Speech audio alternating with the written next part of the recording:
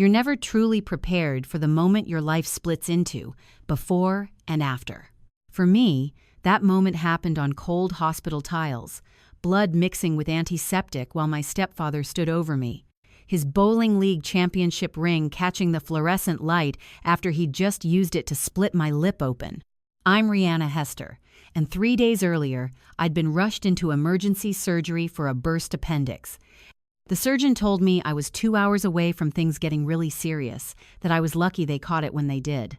Lucky, that word would haunt me in ways I never expected. My stepfather Gary had been complaining about hospital bills before I even woke up from anesthesia. He stormed into my room that morning like a man possessed, his face turning that peculiar shade of purple that reminded me of those healthy vegetables nobody actually wants to eat. Gary had this talent for working himself into rages that seemed almost theatrical in their intensity. My mom sat in the corner, practicing her disappearing act. 3 years of living with Gary had turned her into an expert at becoming invisible while still occupying space. She developed this skill of shrinking into herself whenever his voice rose above normal conversation levels, like a human turtle retreating into its shell.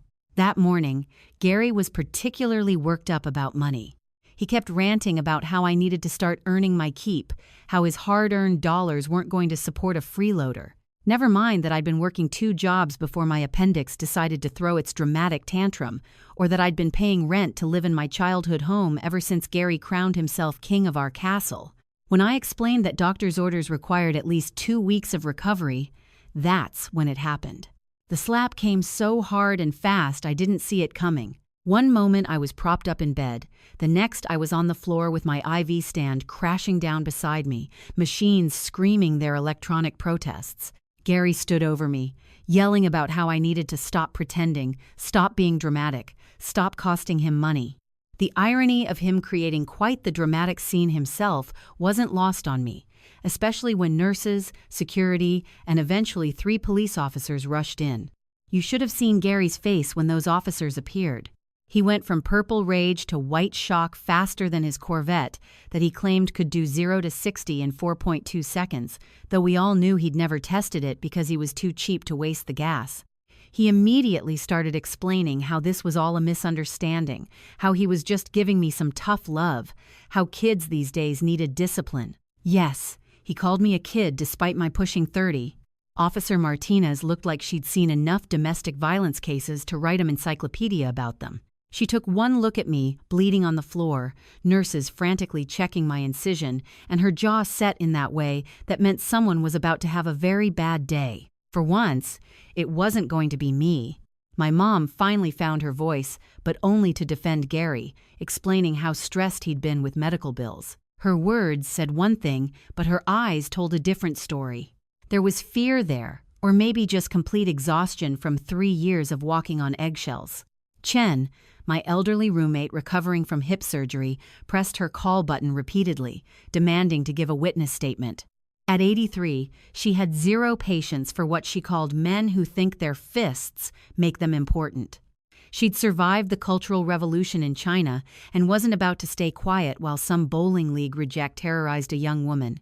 Gary particularly hated being called a bowling league reject. That league was basically his entire identity outside of making our lives miserable. The police made Gary leave the hospital, but they couldn't make him leave our lives. He was back home before I was discharged, acting like nothing had happened. Mom picked me up alone, making excuses about Gary having to work, though we both knew he was probably polishing that stupid Corvette. Let me explain how we got here, because nobody starts out living with someone who thinks it's acceptable to assault you in a hospital room. 3 years ago, Mom was drowning in debt from my late father's medical bills.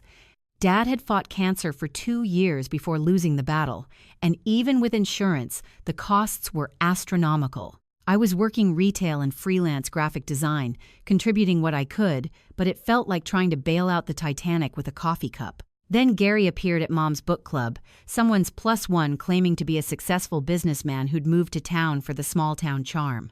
He drove that Corvette, wore expensive-looking clothes that I later learned were knockoffs from outlet malls, and seemed to have solutions to all our problems.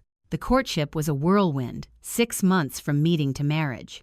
He promised to take care of everything, to be the man of the house we needed. There were red flags everywhere, more red flags than a Chinese parade, but when you're desperate, you become colorblind to danger. Gary moved in immediately after the wedding, and that's when the real Gary started emerging. First, little things. He needed access to Mom's bank accounts to help manage finances. Then he convinced her to add him to the house deed for tax purposes. My disability payments from a car accident 5 years earlier needed to go into his household account for budgeting purposes. I was working 2 jobs despite chronic pain, but somehow we were always broke, always behind, always needing to tighten our belts, while Gary's Corvette never missed an oil change. Things started disappearing. Not valuable items. Gary was smarter than that. But paperwork would vanish, medical bills would disappear before I could review them, insurance documents would mysteriously get lost. When I'd ask about them, Gary would pat my head like I was a confused child, telling me he was handling everything, that I shouldn't worry my pretty little head about it. The condescension dripped off his words like syrup, sickly, sweet, and just as fake. While lying in that hospital bed, I had time to think, to piece things together. Gary's rage about money wasn't random, it was calculated. Every time I got close to figuring out our finances, there'd be a crisis. Every time Mom started asking questions, she'd suddenly fall ill with mysterious stomach problems. Every time I saved enough to potentially move out, there'd be an emergency draining my savings. Rebecca, the nurse who discharged me, slipped something into my paperwork when Gary wasn't looking, a small card for a domestic violence hotline hidden between wound care instructions. She squeezed my hand with a look that said she'd seen this too many times before. 2 weeks into my recovery, Gary made what would prove to be his biggest mistake. He went to a bowling tournament in Atlantic City, a 3-day event he'd been discussing for months. He'd even taken money from Mom's emergency fund for entry fees and hotel costs, claiming he'd win it all back and more. Mom was having another bad day, curled up with mysterious illness, so I had the run of the house. I'd always wondered why Gary's office stayed locked. For someone supposedly so successful, he sure spent a lot of time at home yelling at cable news. Maybe it was the pain medication making me bolder, or maybe I'd finally had enough. I decided to pick that lock. YouTube University taught me everything I needed to know, and those fancy locks Gary installed were actually pretty cheap, just like everything else about him that seemed impressive at first glance. What I found in that office changed everything. Marriage certificates, plural. Gary had been married 4 times before Mom, not twice as he'd claimed. Each marriage lasted 2 to 4 years and ended with restraining orders. Barbara from Ohio, Darlene from Pennsylvania, Susan from New Jersey, Margaret from Delaware. There was a pattern to the locations too, always moving at least 1 state away after each divorce. But that wasn't the worst part. I found paperwork showing Gary had been collecting disability benefits in my name using my Social Security number. He'd been filing claims I knew nothing about, pocketing additional money while telling me my benefits had been reduced. There were credit cards in my name I'd never applied for, loans I'd never taken out. My carefully rebuilt credit score was destroyed. Then I found the life insurance policies, 3 of them on Mom, all taken out in the last year, all with Gary as sole beneficiary. Total payout if something happened to Mom, $2 million. For a woman who'd been healthy as a horse before Gary arrived, she'd certainly been sick a lot lately. Those vitamins Gary insisted she take daily, the special ones he ordered online because store-bought weren't good enough. I photographed every bottle, every label. The real jackpot was finding Gary's laptop, logged in and wide open. His email was a treasure trove of evidence. Conversations with other women on dating sites where he was still active, still hunting for new victims. His profile claimed he was a widower. Mom wasn't dead yet, but apparently Gary was planning ahead. There were emails to a lawyer about selling our house, Mom's house, that Dad had paid off with his life insurance, so we'd always have a home. Gary was asking about power of attorney, about what would happen if Mom became mentally incompetent. His browser history contained searches about undetectable poisons, inducing heart attacks, making deaths look natural. My hands shook so badly I could barely hold my phone steady to photograph everything. I knew I couldn't do this alone. Gary had isolated us effectively. Mom's friends rarely visited anymore. Family members had been pushed away by his rude behavior. But I had those names now, those ex-wives. I found Darlene first on Facebook. Her profile was locked down tight, but her picture showed her smiling, holding a sign reading, "Survived and Thriving." I sent her a message with just Gary's name and photo. Within an hour, she'd responded with 3 words that told me everything. He got another. Our first phone call lasted 3 hours. Darlene's story was eerily familiar. The whirlwind romance, financial control, mysterious illnesses, isolation. She'd escaped when she caught him putting something in her coffee. The divorce had been brutal, but she'd had enough documentation for a restraining order. Darlene had stayed in touch with Barbara and Margaret. Susan had passed away, officially a heart attack, but Darlene had doubts. Within a week, we had a group chat going, sharing evidence, comparing timelines. The patterns were undeniable. Gary used the same lines on all of us, same tactics, same escalation timeline. We started calling ourselves the Gary Survivors Club. Margaret, a paralegal, helped me understand what evidence would hold up in court. Barbara, who'd become a domestic violence advocate, knew all the resources and right people to call. Darlene had kept everything from her marriage, every receipt, email, text. Meanwhile, I had to keep playing my part at home, pretending to still be weak from surgery, while Gary believed he maintained complete control. It was the hardest acting job of my life, especially when he'd make comments about Mom getting sicker, how maybe we should consider assisted living facilities, how he'd take care of everything when she was gone. The way he said when, not if, made my skin crawl. Chen next door had noticed Mom's decline too. Her daughter Amy was a pharmacist, and when I showed her pictures of Mom's vitamins, her face went pale. She couldn't legally tell me what she suspected without seeing actual bottles, but she mentioned that several supplements Gary was giving Mom could cause exactly the symptoms Mom was experiencing, and long-term use could cause organ failure. Gary started talking about a cruise he wanted to take with Mom, just the 2 of them somewhere international where, as he put it, anything could happen. The way he said it made our entire survivor group chat agree we had to act before that cruise. I started recording everything, every conversation, every meal where Gary insisted on preparing Mom's food himself, every time he gave her those vitamins. I bought tiny cameras online that looked like phone chargers or smoke detectors and hid them everywhere. What I captured would have been funny if it wasn't terrifying. Gary, when alone, would practice conversations in front of mirrors, rehearsing what he'd tell police when Mom died. He'd practice crying, actually practicing fake tears like some community theater reject. He'd count money that didn't exist yet, making plans for after his tragic loss. The bowling league provided an unexpected break. Gary had been borrowing money from teammates for a sure-thing business investment, convincing 6 guys to give him retirement savings with promises of tripling their money in 6 months. The paperwork was completely fake. 3 months after the hospital incident, Gary made his move. He came home from bowling with legal documents giving him power of attorney over Mom's medical and financial decisions. The timing wasn't coincidental. Mom had been particularly ill that week after Gary increased her vitamin doses. Gary pushed the papers toward me with an expensive pen, wanting me to witness Mom's signature, saying it would be better if family verified she was of sound mind. The irony of him caring about legitimacy while slowly poisoning my mother wasn't lost on me. Instead of screaming or flipping the table, I played along. "Gary," I said in my best confused daughter voice, "shouldn't we have the lawyer here for something this important? You're always so careful about these things." His face twitched with annoyance, mixed with trying to appear reasonable. He couldn't argue without seeming suspicious, so he agreed to set up proper signing for the next week.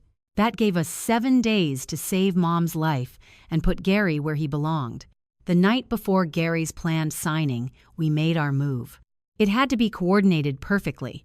FBI for interstate fraud, Adult Protective Services for Mom, local police for assault and attempted murder, even the IRS, because guess who hadn't been paying taxes on stolen money? Thursday night was championship playoffs, and Gary wouldn't miss it for anything.